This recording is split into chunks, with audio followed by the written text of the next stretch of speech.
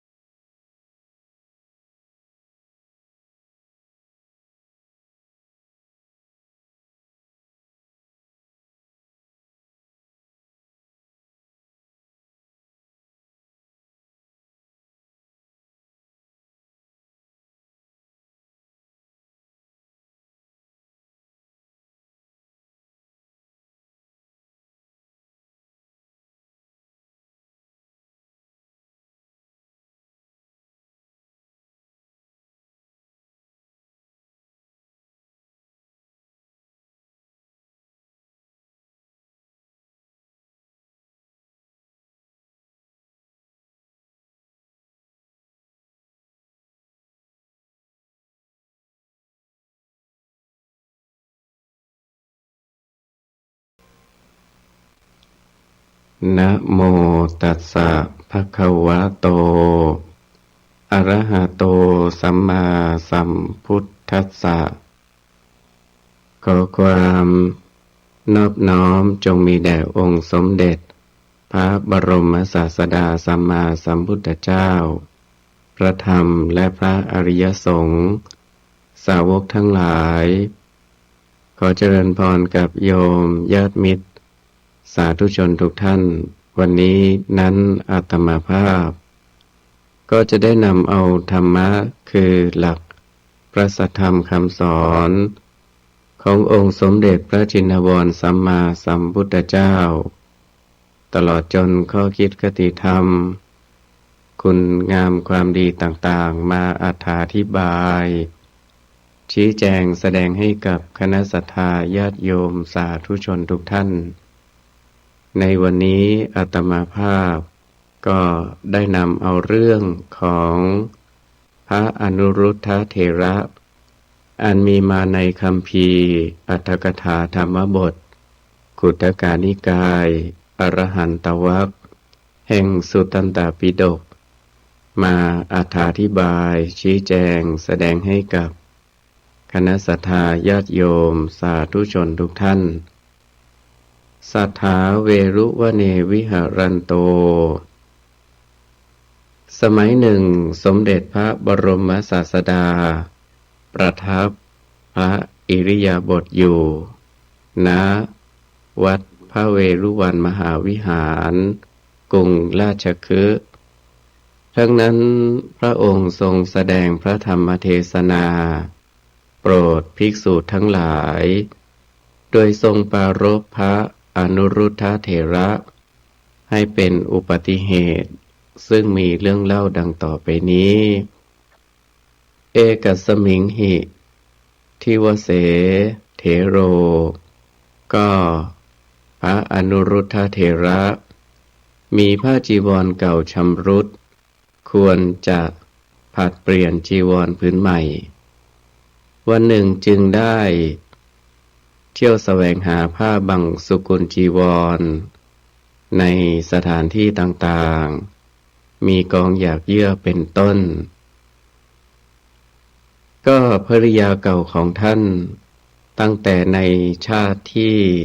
3ถอยหลังแต่นี้ไปได้ไปบังเกิดเป็นเทพธิดาชื่อชาลินีอยู่บนสวรรค์ชั้นดาวดึงส์พิภพได้เห็นพระเถระกำลังเที่ยวแสวงหาผ้าเก่า อยู่ด้วยทิพจักษุจึงถือเอาผ้าทิพย์3 ผืนยาว13 ศอกกว้าง4 ศอกคิดว่าถ้าเราจักถวายผ้าทิพย์เหล่านี้อย่างธรรมดาสามัญนี้พระเถระคงจักไม่รับจึงเอาผ้าทิพย์3 ผืนนั้นไปหมกไว้ในกองหยากเยื่อกองหนึ่งข้างหน้าของพระเถระซึ่งกำลังเที่ยวแสวงหาผ้าอยู่นั้นโดยให้ปรากฏเห็นผ้าเหล่านั้นแต่เพียงชายพระเถระเที่ยวแสวงหาผ้าเก่าไปโดยทางนั้นมองเห็นชายผ้าทิพย์เหล่านั้นแล้วจึงจับที่ชายผ้าดึงออกมาเห็นเป็นผ้าทิพย์3 ผืนจึงคิดว่านี้เป็นผ้าบังสุกุลอย่างวิเศษหนอจึงถือเอาผ้านั้นแล้วหลีกไปอากาสจีวรการทิวเสครั้นถึงวันที่จะทำจีวรของพระอนุรุทธเถระนั้นสมเด็จพระบรมศาสดามีภิกษุ500เป็นพุทธบริวารได้เสด็จไปประทับนั่งเป็นประธานอยู่พระวิหารแม้พระอสิติมหาเถระ80 องค์ก็ได้นั่งร่วมอยู่ด้วยเหมือนกันพระมหากัสสปะเถระนั่งอยู่ต้นแถวพระสารีบุตรเถระนั่งอยู่กลางแถวพระอานนท์เถระนั่งอยู่ปลายแถวเพื่อช่วยกันเย็บจีวรพระสงฆ์ทั้งหมดช่วยกันกลอได้สมเด็จพระบรมศาสดาช่วยทำหน้าที่สอดได้นั้นเข้าในรูเข็มฝ่ายพระมหาโมคคัลลานะเถระผู้ทรงฤทธิ์เมื่อทรงต้องการด้วยวัตถุสิ่งใดก็เที่ยวไปนำวัตถุสิ่งนั้นมาส่วนเทพธิดาชาลินีนั้นเข้าไปยังภายในหมู่บ้านแล้วชักชวนให้จัดแจงตกแต่งภิกษาหารไปถวายสงฆ์ว่าชาวเราผู้เจริญทั้งหลายวันนี้สมเด็จพระบรมศาสดามีพระอสิติมหาสาวก80 องค์ห้อมล้อม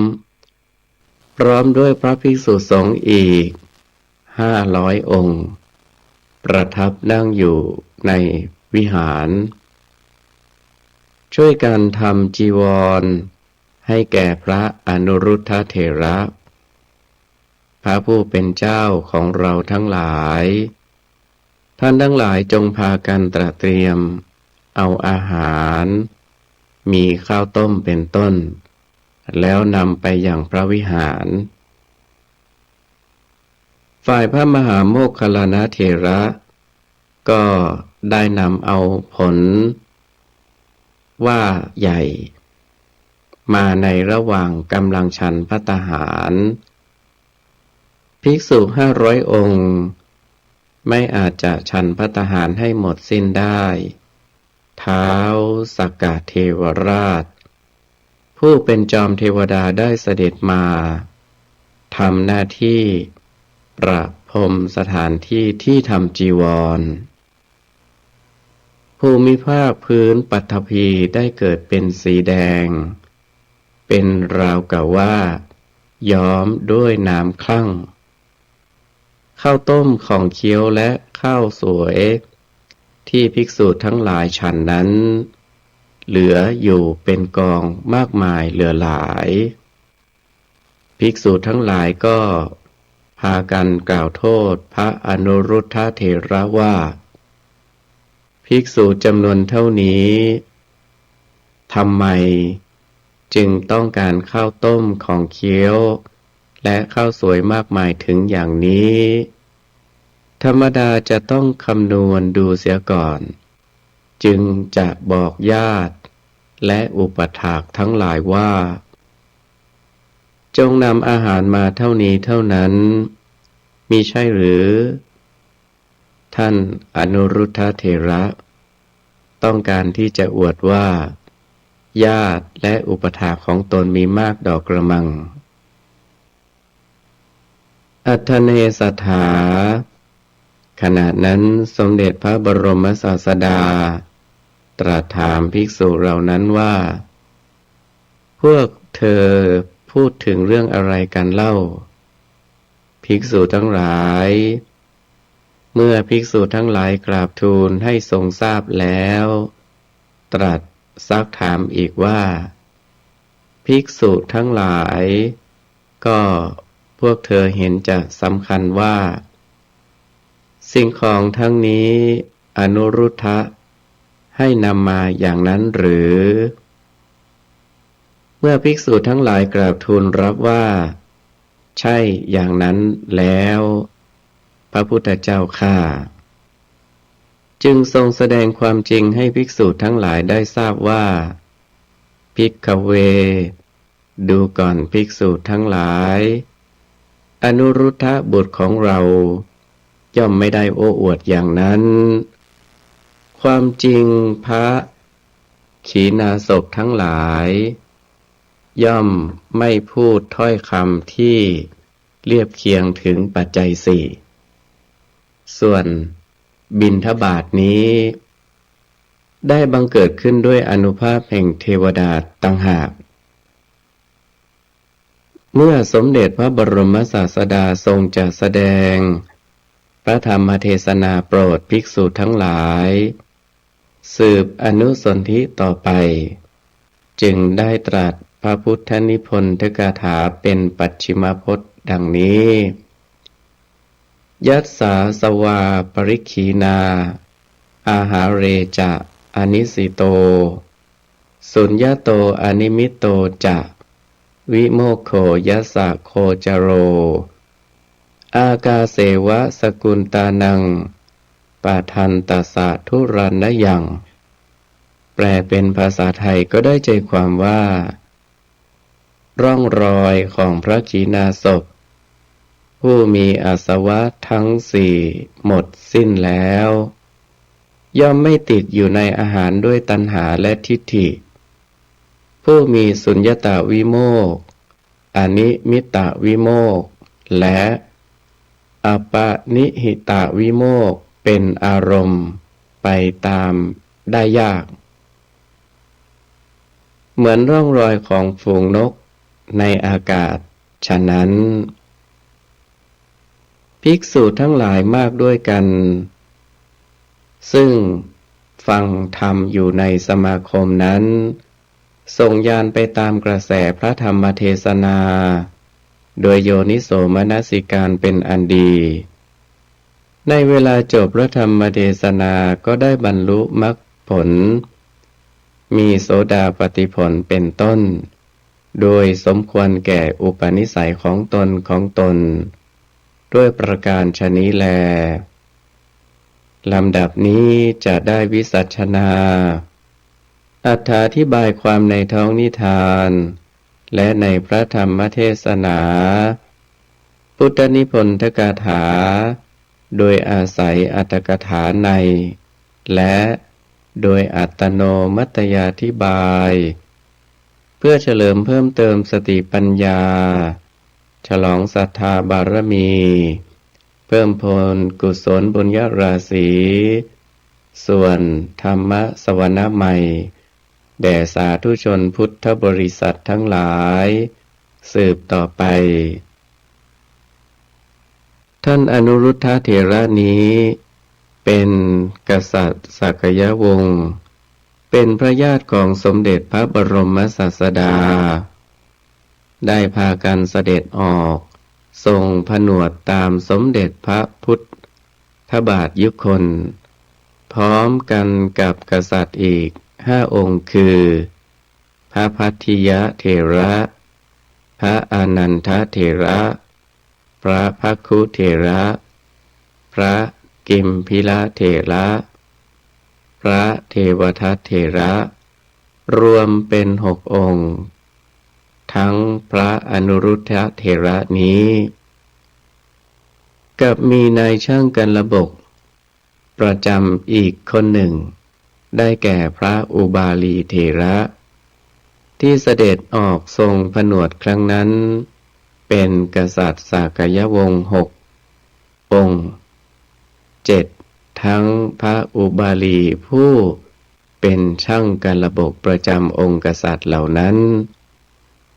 ในจำนวนพระ7 องค์นั้นเว้นแต่พระเทวทัตเถระองค์เดียวนอกนั้นได้สำเร็จเป็นพระอรหันต์ขีณาสพด้วยกันทั้งหมดทั้งสิ้นส่วนพระเทวทัตเถระได้สำเร็จฌานสมาบัติชั้นโลกียะเกิดเป็นมิจฉาทิฏฐิตั้งตนเป็นศัตรูกับสมเด็จพระบรมศาสดาในที่สุดก็ถูกแผ่นดินสูบดังมีความพิสดารแจ้งอยู่ในเรื่องของพระเทวทัตนั้นแล้วในยมกะวรรคส่วนพระอนุรุทธเถระนี้นั้นเมื่อสมเด็จพระบรมศาสดาเสด็จปรินิพพานแล้วปรากฏว่าเป็นผู้มีความสำคัญเกี่ยวกับการจัดงานพระบรมศพของสมเด็จพระพุทธองค์รองจากพระมหากัสสปะเถระข่าวคณะสงฆ์องค์พระอรหันต์500 องค์ประชุมทำสังคยนาครั้งที่1หรือปฐมสังคยนาพระพุทธวจนะหลังจากสมเด็จพระพุทธองค์ปรินิพพานไป3 เดือนซึ่งมีพระมหากัสสปะเป็นประธานนั้นท่านพระอนุรุทธเถระนี้ก็ได้เป็นกำลังสำคัญองค์หนึ่งเป็นหัวหน้านำสังคีติการกสงฆ์250 องค์มายังกรุงราชคฤห์อันเป็นที่ประชุมทำปฐมสังคยนาส่วนพระอุบาลีเถระซึ่งเคยเป็นช่างกันระบบนั้น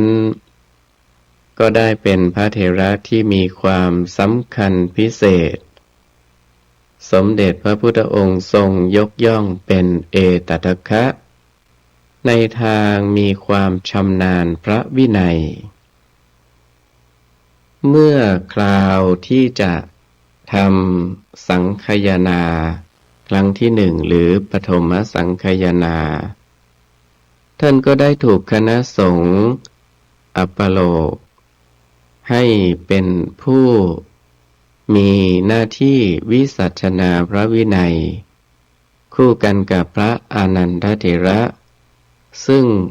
เป็นผู้มีหน้าที่วิสัชนาพระธรรมก็พระอนุรุทธะนั้นแม้เป็นพระเถระชั้นผู้ใหญ่และเคยเป็นหน่อเนื้อเชื้อกษัตริย์สุขุมลชาติมาถึงเพียงนั้นครั้นออกทรงผนวดแล้วก็ถือองค์เสมอเหมือนกับพระสามัญธรรมดาทั้งหลายโดยถือพระธรรมวินัยเป็นประมาณ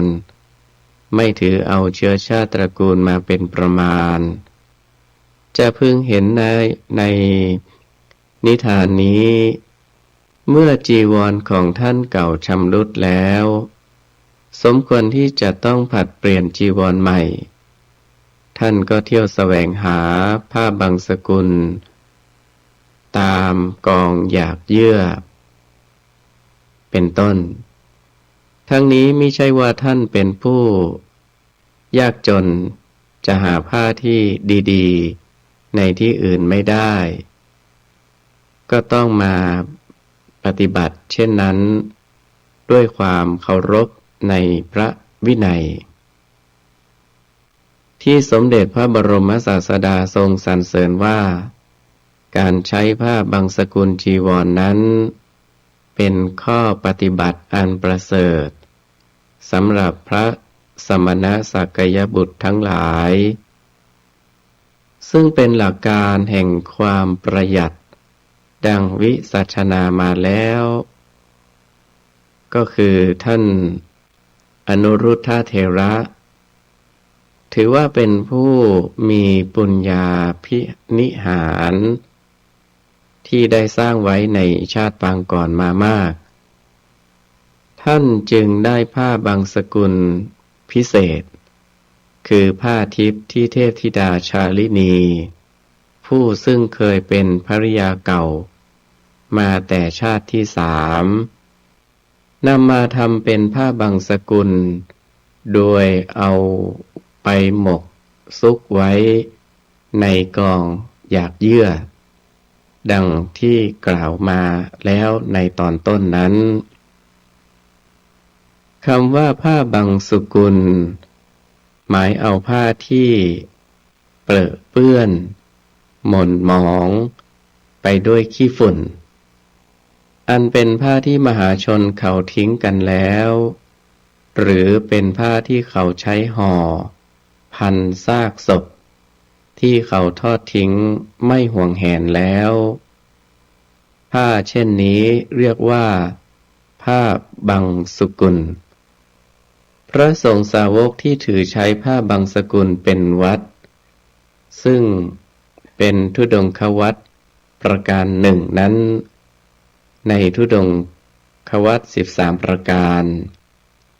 ท่านย่อมได้รับผ้าที่ทายกทายิกานำมาถวายเมื่อแสวงหาได้ผ้าบางสกุลเช่นนั้นแล้วก็เอามาซักให้สะอาดดีแล้วจึงตัดเย็บเป็นผ้าจีวรซึ่งจะเป็นผืนเล็กบ้างใหญ่บ้างก็เอามาเย็บปะติดปะต่อกันเข้าให้เป็นผืนแล้วก็ใช้นุ่งห่มย่อมให้สำเร็จประโยชน์คือป้องกันสัตว์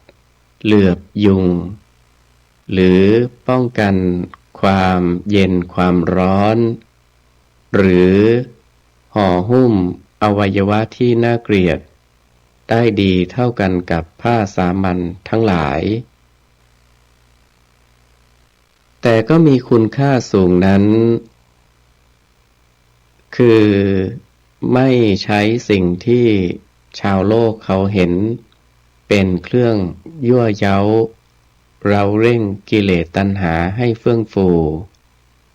จึงนับว่าเป็นปฏิปทาอันประเสริฐสำหรับพระสมณสักยบุตรในพระพุทธศาสนาพระอนุรุทธเถระแม้ท่านจะเคยเป็นกษัตริย์สุกุมุลชาติถึงเพียงนั้นครั้นทรงออกผนวดแล้วก็ถือนุ่งห่มผ้าบางสกุลเป็นวัดเมื่อถึงคราวจะผัดเปลี่ยนจีวรก็ไปเที่ยวเสาะแสวงหาผ้าบางสกุลตามกองหยากเยื่อเป็นต้นนางเทพธิดาชาลินีจะเอาผ้าทิพย์มาถวายอย่างสามัญธรรมดาก็คาดว่าท่านคงไม่รับจึงเอาไปทิ้งซุกหมกไว้ในกองหยากเยื่อข้างหน้าพระเถระซึ่งกำลังเที่ยวแสวงหาอยู่ให้มองเห็นได้เฉพาะชายผ้าคั้นพระเถระไปเห็นเข้าจึงได้ถือเอาด้วยผ้าบางสกุลสัญญาตามเยี่ยงสมณสักยบุตรปฏิปทาอันนี้ แลที่เป็นมูลเหตุให้ทายกทายิกาทุกวันนี้ถวายผ้าป่าหรือผ้ามหาบังสุกุลด้วยวิธีนำไปทอดทิ้งไว้เฉย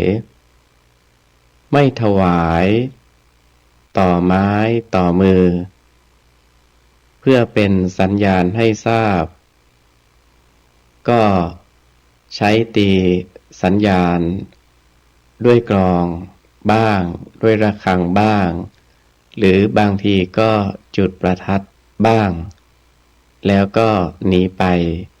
โดยพระภิกษุผู้รับไม่ทราบว่าเป็นของใครผู้ใดด้วยประการฉะนี้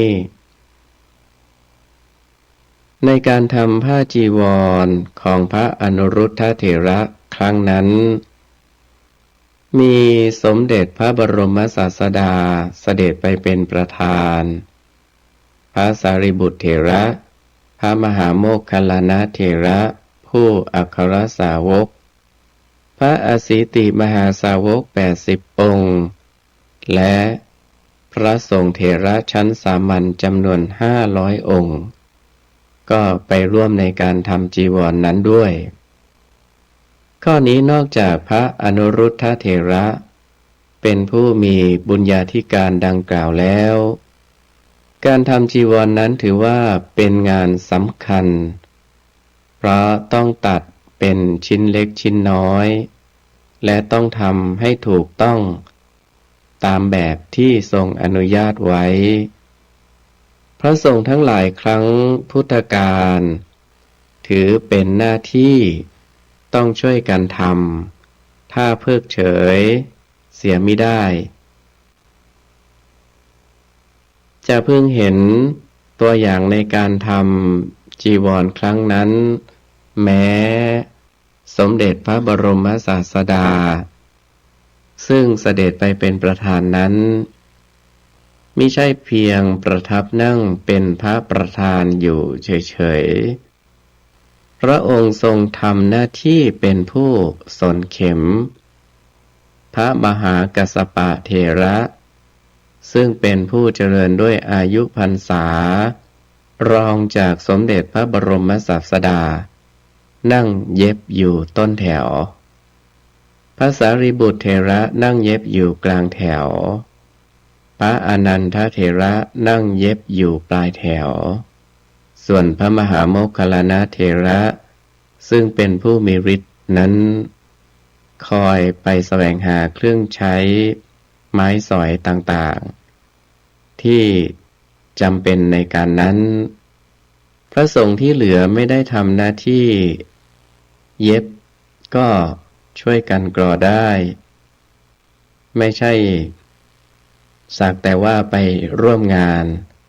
ถือโอกาสฉันอาหารบิณฑบาตให้อิ่มหมีพรีมันไปเท่านั้นปฏิปทาอันนี้เป็นเหตุให้พระสงฆ์ทั้งหลายในสมัยพุทธกาลนี้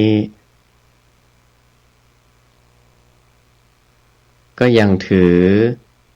ปฏิบัติกันอยู่ในสมัยปัจจุบันถือปฏิบัติอยู่ในสมัยทำผ้าจีวรกฐินคือผ้ากฐินนั้นเป็นผ้ายังไม่สำเร็จรูปหลังจากทายกทายิกาทอดถวายแล้วพระสงฆ์ผู้รับกฐินจะต้องช่วยกันทำจีวรให้สำเร็จเป็นผืนในการทำจีวรเช่นนั้นถ้าภิกษุรูปใดไม่ไปช่วยในการเย็บในการย้อมคอยรอแต่กลานกฐินอยู่เพื่อรับอานิสงส์เฉยๆท่านปรับเป็นโทษทางพระวินัยปฏิปทาเช่นนี้เป็นมูลฐานให้เสริมสร้างความสามัคคีและความเสียสละร่วมกันอีกสถานหนึ่งซึ่งแสดงว่าสมเด็จพระบรมศาสดานั้นได้ทรงสร้างสามัคคีธรรม และทรงนำการเสียสละร่วมแรงร่วมกำลังกันไว้เป็นแบบอย่าง แม้แต่เพียงงานทำจีวรผืนหนึ่งหรือเพียง3 ผืนพระสงฆ์จำนวน500 องค์ให้มีส่วนร่วมการกระทำร่วมกันอยู่ในงานนั้นทุกรูปไม่ได้นั่งอยู่ดูดายอันแสดงถึงชีวิตไร้ค่าไม่มีประโยชน์แม้สมเด็จพระบรมศาสดาพระพุทธองค์เองก็ทรงลงมือทำเป็นตัวอย่างไม่ทรงดูดายโดยถือว่าเป็นพระพุทธเจ้าแล้วข้อนี้คนที่สาธุชนพุทธบริษัททั้งหลายจะพึงศึกษาสำเนียกแล้วนำไปปฏิบัติในกิจการส่วนรวมที่สละแรงร่วมกันนั้นๆไม่ดูดายหรือไม่คอยหาช่วงหลบหลีกปลีกตัวเสียโดยไม่ได้มีส่วนร่วมเสียสละร่วมแต่อย่างใดที่คนทั้งหลายมักเห็นเป็นการได้เปรียบคนอื่นแต่ที่ถูกนั้นเป็นการเสียเปรียบโดยแท้เพราะเมื่อไม่ได้ลงทุนทำด้วยตนเองแล้วก็ชื่อว่าไม่มีส่วนจะได้ผลอะไรเป็นเครื่องตอบแทนแม้แต่ความสุขว่าตนได้ทำสิ่งที่ควรทำได้เสียสละช่วยมิตรในคราวที่ควรเสียสละก็ไม่มีด้วยประการฉะนี้ในการทำจีวรของพระอนุรุทธเถระครั้งนั้นโดยที่เทวดาช่วยบันดาลจึงทำให้อาหารเครื่องบริโภคขบฉันของภิกษุทั้งหลายซึ่งมีจำนวนมากถึงเพียงนั้นมีมากจนเหลือเฟือเป็นก่ายเป็นกองจนทำให้ภิกษุทั้งหลายซึ่งไม่ทราบเหตุเกิดความสำคัญผิดพากันกล่าวโทษพระอนุรุทธเถระว่าภิกษุจำนวนเท่านี้ไม่ควรที่จะไม่ควรที่จะนำอาหารมาเลี้ยงให้มากถึงเพียงนี้ควรที่จะคำนวณให้พอดีแล้วจึงบอกให้ญาติหรืออุปถากทั้งหลายนำอาหารมาแต่พอดีมิใช่หรือแต่ที่พระอนุรุทธเถระไม่ทำเช่นนั้นจะมีความประสงค์เพื่อจะอวดว่าตนมีญาติและอุปถากมากดอกกระมังฝ่ายสมเด็จพระบรมศาสดาครั้นทรงทราบดังนั้นจึงทรงแสดงชี้แจงความจริงแก่ภิกษุเหล่านั้นว่าอนุรุทธบุตรของเรามิได้กล่าวเช่นนั้นก็ธรรมดาพระขีณาสพทั้งหลายย่อมไม่กล่าวด้วยถ้อยคำที่เรียบเคียงด้วยปัจจัย4ส่วนบิณฑบาตที่มากมายนี้บังเกิดขึ้นด้วยอานุภาพของเทวดาต่างหากขั้นแล้วเมื่อสมเด็จพระพุทธองค์จะทรงแสดงพระธรรมเทศนาโปรดภิกษุเหล่านั้นสืบไปจึงได้ตรัสพระพุทธนิพนธกถาสุภาษิตซึ่งมีข้อความสั้นๆดังนี้ร่องรอยของพระขีณาสพผู้มีอาสวะทั้ง4หมดสิ้นแล้วผู้ไม่ติดอยู่ในอาหารด้วยตัณหาและทิฏฐิผู้มีสุญญตาวิโมกข์อนิมิตตวิโมกข์และอัปปนิหิตวิโมกข์เป็นอารมณ์ไปตามอยากได้เหมือนร่องรอยของฝูงนกในอากาศฉะนั้นพระพุทธนิพนธ์คาถาสุภาษิตนี้ สมเด็จพระบรมศาสดาทรงแสดงถึงคุณสมบัติของพระขีณาสพ3ประการคือ พระขีณาสพไม่มีอาสวะทั้ง4เหลืออยู่ในขันธสันดานประการหนึ่งไม่หลงติดอยู่ในอาหารด้วยตัณหาและทิฏฐิประการหนึ่งเป็นผู้มีวิโมกข์3คือสุญญตาวิโมกข์อนิมิตตวิโมกข์และอัปปนิหิตวิโมกข์เป็นอารมณ์ประการหนึ่งแล้วทรงแสดงในที่สุดว่าร่องรอยของพระขีณาสพผู้มีคุณสมบัติดังกล่าวนั้นไปตามได้ยากคือไม่สามารถจะรู้ได้เปรียบเสมือนร่องรอยของนกทั้งหลายที่บินไปในอากาศก็ไม่มีร่องรอยปรากฏให้รู้ได้ฉะนั้นมีอธิบายดังต่อไปนี้ว่าอกุศลธรรม4ประการคือกามราคะ ความกำหนัดยินดีในกามารมณ์หนึ่งภวราคะ ความกำหนัดยินดีในภพทั้ง3หนึ่งมิจฉาทิฏฐิ ความเห็นผิดในขันธ์5อวิชชา ความไม่รู้แจ้งได้แก่ความหลงผิดเรียกว่าอาสวะเพราะอกุศลธรรมทั้ง4ไหลไปเป็นอารมณ์จนกระทั่งถึงโคตรภูญาณหรือกระทั่งภวคพรหมคือพรหมชั้นสุดยอด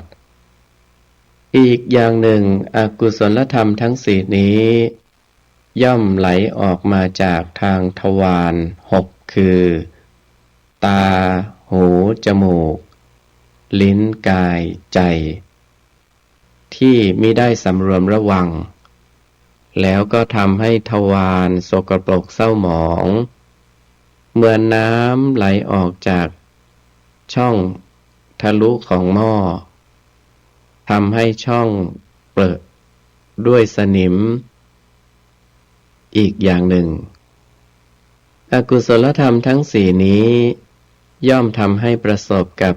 ทุกข์ในสังสารวัฏเพราะมันหลั่งออกมาอยู่เป็นนิจด้วยเหตุนี้อกุศลธรรมทั้ง4จึงได้นามว่าอาสวะเรียกชื่อตามลำดับว่ากามาสวะอาสวะคือความกำหนัดยินดีในกามอารมณ์ภวาสวะอาสวะคือความกำหนัดยินดีในภพทิฏฐาสวะอาสวะคือความเห็นผิดอวิชชาสวะอาสวะคืออวิชชา1อาสวะทั้ง4ประการนี้ทิฏฐาสวะโสดาปัตติมัคคญาณละได้เด็ดขาดดังนั้นพระโสดาบันอริยบุคคลจึงเป็นสัมมาทิฏฐิบุคคลกามาสวะอนาคามิมัคคญาณละได้เด็ดขาดดังนั้นพระอนาคามีอริยบุคคลจึงไม่มีความกำหนัดยินดีในกามอารมณ์ไม่มาบังเกิดในกามโลกนี้อีกส่วนภวาสวะกับอวิชชาสวะ2ประการนี้อรหัตตมัคคญาณละได้เด็ดขาดโดยใจความพระอรหันต์ขีณาสพเป็นผู้ละอาสวะทั้ง4ได้หมดโดยเด็ดขาดคือกามอารมณ์ไม่มาบังเกิดขึ้นในจิตตสันดานของท่านอีกต่อไปเพราะฉะนั้นสมเด็จพระบรมศาสดาจึงตรัสว่าพระขีณาสพมีอาสวะทั้ง4หมดสิ้นแล้วฉะนี้ คำว่าอาหารนั้นมีอยู่สี่อย่างคือกัปพลิงกลาหารได้แก่อาหารที่ทำเป็นคำผัสสาหารได้แก่อาหารคือผัสสะหกมโนสัญเจตนาหารได้แก่อาหารคือมโนสัญเจตนาวิญญาณอาหารได้แก่อาหารคือวิปากวิญญาณ19 ดวงอาหารทั้งสี่ประการนี้ที่ได้ชื่อว่าอาหารเพราะนำผลมาให้แก่ตนกล่าวคือกัปพลิงกลาหารโดยใจความได้แก่โอชาอันมีแทรกอยู่ในชนิดของอาหารนั้นๆย่อมนำมาซึ่งผลคืออวินิโพครูป 8อาหารชนิดนี้ย่อมทำหน้าที่หล่อเลี้ยงอวินิโพครูปให้ทรงอยู่ได้หรือให้เติบโตขึ้นอวินิโพครูป 8นั้นคือดินน้ำไฟลมสีกลิ่นรสและโอชาซึ่งประกอบกันอยู่ไม่อาจที่จะแยกจากกันได้ดังนั้นจึงได้ชื่อว่าอาหารผัสสะหกนั้นได้แก่จักขุสัมผัสสะโสตสัมผัสสะฆานะสัมผัสสะชิวหาสัมผัสสะกายสัมผัสสะและมโนสัมผัสสะที่ได้ชื่อว่าอาหารเพราะนำมาซึ่งเวทนาสามคือเป็นปัจจัยให้เกิดเวทนาสามนั่นเองมโนสัญเจตนาหารนั้นได้แก่กุศลเจตนาและอกุศลเจตนาที่เกิดร่วมกับจิตในภูมิทั้งสามคือกามภูมิรูปภูมิอรูปภูมิที่ได้ชื่อว่าอาหารเพราะนำมาซึ่งภพทั้งสามคือเป็นปัจจัยให้เกิดในภพทั้งสามนั่นเองส่วนวิญญาณในที่นี้ได้แก่วิปากจิต19คืออเหตุกะวิปากจิต2 ดวงอันได้แก่อุเบกขาสันติรณจิต2และมหาวิปากจิต8รูปาวจรวิปากจิต5 ดวงอรูปาวจรวิปากจิต4 ดวงที่ได้ชื่อว่าอาหารเพราะนำมาซึ่งนามปฏิสนธิและรูปปฏิสนธิคือเป็นปัจจัยให้เกิดนามเกิดรูปนั่นเองวิญญาณปัจจยานามรูปังเพราะวิญญาณเป็นปัจจัยนามรูปจึงเกิดขึ้นตามหลักปฏิจจสมุปบาทและในที่นี้หมายเอาเฉพาะกัปพลิงกลาหารอย่างเดียวตามปกติสามัญชนนั้นย่อมหลงติดอยู่ในอาหารด้วยตัณหาคือหลงเพลิดเพลินยินดีในรสโดยมิค่อยจะได้คำนึงถึงคุณประโยชน์ของอาหารเลย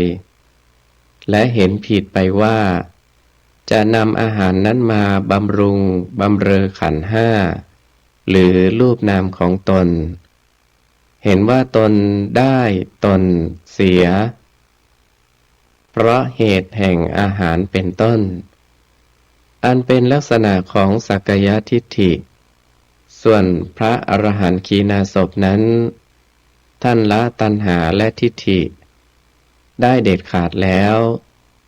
จึงไม่มีความหลงติดในรสอาหารหรือสำคัญผิดว่า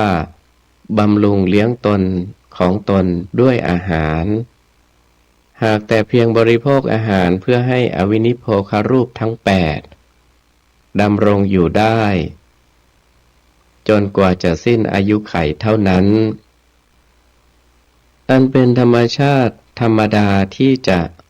ต้องบำรุงเลี้ยงตามสมควรแก่เหตุเพราะฉะนั้นสมเด็จพระบรมศาสดาจึงตรัสว่าพระขีณาสพไม่ติดอยู่ในอาหารด้วยตัณหาและทิฏฐิฉะนี้วิโมกข์ทั้งสามคือสุญญตวิโมกข์นิมิตตวิโมกข์และอัปปนิหิตวิโมกข์เป็นชื่อของพระนิพพานนั่นเองคือสุญญตวิโมกข์เพราะออกสู่พระนิพพานทางอนัตตาอนิมิตตวิโมกข์เพราะออกสู่นิพพานทางทุกขังอัปปนิหิตวิโมกข์เพราะออกสู่นิพพานทางอนิจจังพระขีณาสพนั้นขณะที่พักผ่อนหย่อนอารมณ์ท่านย่อมเข้าพักอยู่ในผลสมาบัติที่เรียกว่าเข้าพลสมาบัติการเข้าพลสมาบัตินั้นนอกจากเป็นการพักผ่อนแล้วชื่อว่าเป็นวิธีที่เสวยวิมุตติสุขในปัจจุบันของพระอรหันต์ขีณาสพทั้งหลายซึ่งท่านเปรียบเสมือนเทวดาเสวยทิพยสมบัติของตนหรือพระเจ้าจักรพรรดิทรงเสวยราชสมบัติของพระองค์ฉะนั้นการอยู่ในพลสมาบัตินั้นจิตได้นิพพานเป็นอารมณ์อยู่ตลอดเวลาอารมณ์อื่นๆไม่มีโอกาสได้เข้าไปรบกวนจิตได้เลยจึงเรียกว่าเสวยวิมุตติสุขหรือสันติสุขหรือบรมสุขในปัจจุบันส่วนที่ท่านจะได้วิโมกข์ข้อไหนในสามประการนั้นเป็นอารมณ์ก็สุดแล้วแต่ท่านจะขึ้นสู่อารมณ์นิพพานโดยทางไหนคือทางอนิจจังทุกขังอนัตตาดังกล่าวมาแล้วแต่ทางใดทางหนึ่งไม่ใช่คราวเดียวพร้อมกันทั้งสามทางส่วนพระนิพพานซึ่งเป็นอารมณ์นั้นจะออกทางไหนก็ตามก็คงมีทางเดียวเท่านั้นโดยลักษณะพระขีณาสพเป็นผู้มีวิโมกข์ทั้งสามเป็นอารมณ์ฉะนี้ก็ล่องลอยของนกทั้งหลายซึ่งมีธรรมชาติต้องบินไปโดยทางอากาศย่อมไม่อาจที่จะรู้ได้ว่านกฝูงนี้เอาเท้าเหยียบตรงนี้แล้วบินไปนกฝูงนี้เอาอกตีอากาศตรงนี้แล้วบินไปนกฝูงนี้เอาศีรษะกระทบอากาศตรงนี้แล้วบินไปนกฝูงนี้เอาปีกตบอากาศตรงนี้แล้วบินไปฉันใดร่องรอยของพระขีณาสพผู้มีคุณสมบัติดังกล่าวแล้วนั้นก็ไม่อาจจะรู้ได้ว่าท่านไปโดยทางไปนรกโดยทางไปสู่กำเนิดเดรัจฉานหรือโดยทางไปสู่ภพใดๆฉะนั้นทั้งนี้เพราะเหตุว่าพระขีณาสพทั้งหลายไม่ไปบังเกิดในภูมิต่างๆอีกคือภพ3กำเนิด4คติ5วิญญาณทิติ7สัตวาส9อันเป็นภูมิที่บังเกิดของสรรพสัตว์ทั้งหลายเมื่อเป็นเช่นนี้จึงไม่อาจที่จะรู้ได้ว่าพระขีณาสพนั้นท่านไปบังเกิดในภพนี้หรือกำเนิดในภพอื่นๆเป็นต้นดังนี้ด้วยเหตุดังพรรณนามานี้สมเด็จพระบรมศาสดาจึงได้ตรัสพระนิพนธกถาสุภาษิตว่า ล่องรอยของพระขีณาสพผู้มีอาสวะทั้งสี่หมดสิ้นแล้ว ผู้ไม่ติดอยู่ในอาหารด้วยตัณหาและทิฏฐิผู้มีวิโมกข์สามคือสุญญตวิโมกข์อนิมิตตวิโมกข์และอัปปนิหิตวิโมกข์เป็นอารมณ์ไปตามหาได้ยากเหมือนร่องรอยของฝูงนกในอากาศฉะนั้นดังนั้นวันนี้อาตมาภาพก็ได้นำเอาเรื่องของพระอนุรุทธเถระมาอธิบายชี้แจงแสดงให้กับญาติโยมสาธุชนทุกท่านก็สมควรแก่เวลาขออำนาจคุณพระศรีรัตนตรัยคุณงามความดีต่างๆที่ญาติโยมได้กระทำบำเพ็ญมาจงเป็นตบะเป็นเดชะเป็นพลวะปัจจัยหนุนนำให้กับญาติโยมสาธุชนทุกท่านจงประสบแต่จตุรพิธพรชัยสี่ประการกล่าวคือมีอายุวันนะสุขะภาละปฏิภาณธนสารสมบัติมีความสุขกายสุขใจเจริญในธรรมะขององค์สมเด็จพระบรมศาสดาสัมมาสัมพุทธเจ้าทุกท่านทุกคนเทอญ